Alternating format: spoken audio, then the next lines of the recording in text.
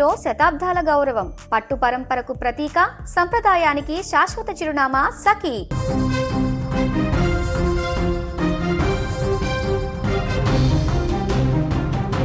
ప్రేమించి పెళ్లి చేసుకున్న భార్య, ముద్దులొలికే ఇద్దరు కూతులు. ఎంతటి వారికైనా ఇది ఒక అందమైన ప్రపంచం. కానీ ఆ తండ్రికి మాత్రం అదొక అనుమానపు సామ్రాజ్యం.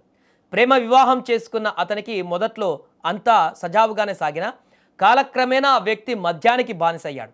అది కేవలం వ్యసనం మాత్రమే కాదు, వికృత చేష్టలకు దారితీసింది.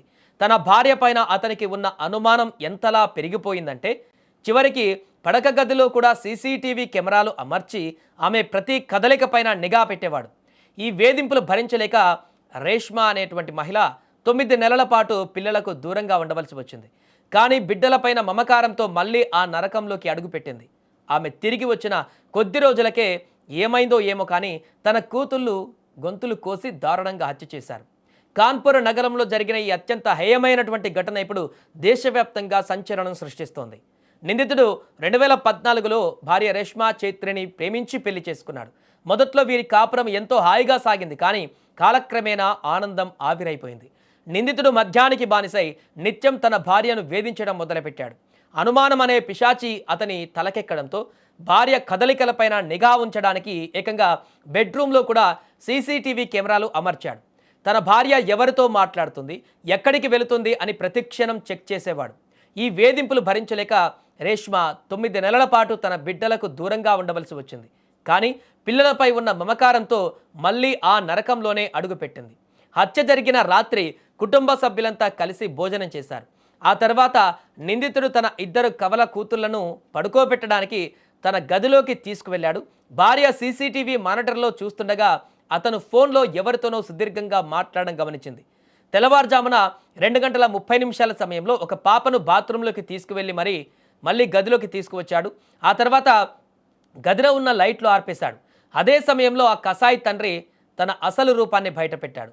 పదునైన ఆయుధాన్ని తీసుకొని గాఢ నిద్రలో ఉన్న తన 2 బిడ్డల గొంతులు కోశాడు.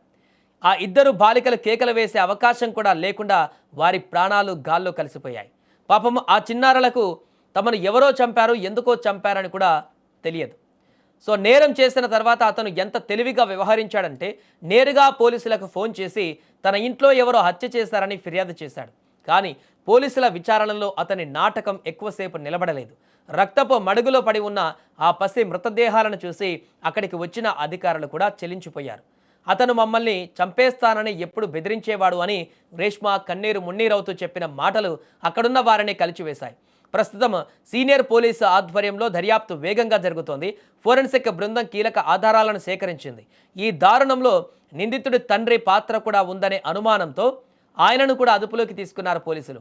తండ్రి ప్రేమే రక్షణ కవచం అనుకున్న ఆ పిల్లలకు అదే తండ్రి మృత్యువై దాడి చేయడం అక్కడి వారిని ఆశ్చర్యానికి గురిచేసింది.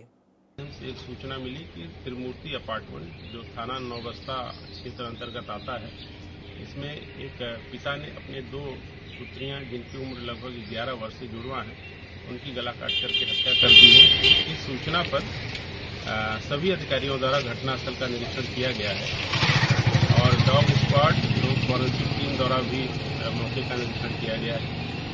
इसमें दोनों घर के अंदर में पड़ी हुई हैं, जिनके गले पर कटे का निशान है और इसमें जो अभियुक्त उसका पिता है उसको गिरफ्तार कर लिया गया।